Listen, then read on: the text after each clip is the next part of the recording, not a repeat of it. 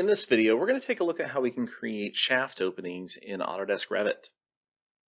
Currently in my structural project, I have an area for my stairs and my elevators. But currently, I do not have any openings for them. So I'm going to open up my section box here. And I'm just going to drag this in a little bit so I can see what it looks like inside these openings.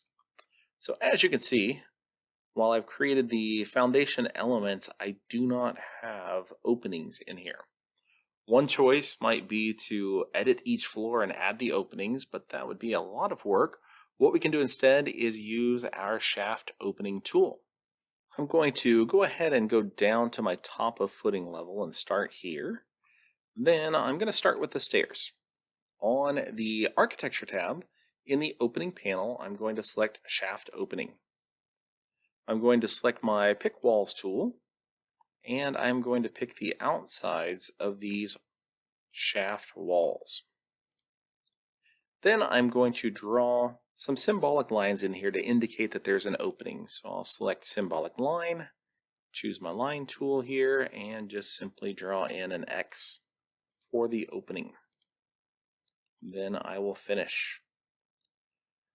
Now this still needs a little bit of work in terms of its height, but I'm going to go ahead and create the other two, and then I will adjust them all at the same time. So another shaft opening, picking walls again, and I will pick the outside walls of this elevator, symbolic lines again,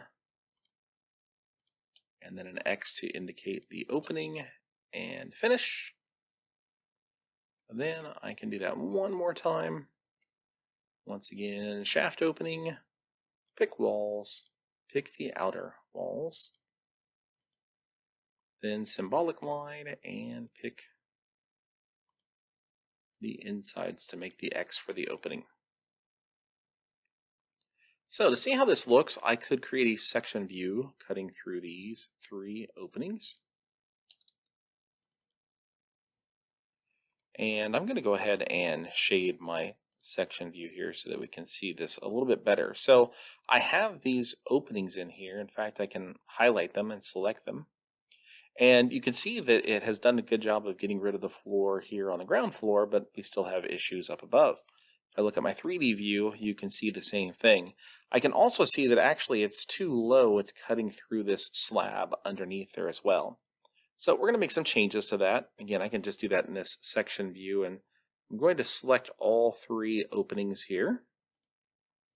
And then I will adjust the values. Now, I do want you to realize also if I select one, I can also just click and drag the top or the bottom to adjust its location as well.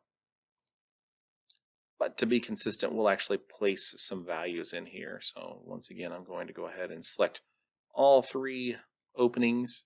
And the base constraint, instead of being a foot below the top of footing, we want this to be an inch above. So I'm going to change my offset value to 1 inch. And then the top constraint, I'm going to tie this to the roof, but then I will put in an offset value of -1.3 foot to be below the roof, because we don't actually want these to cut through the roof.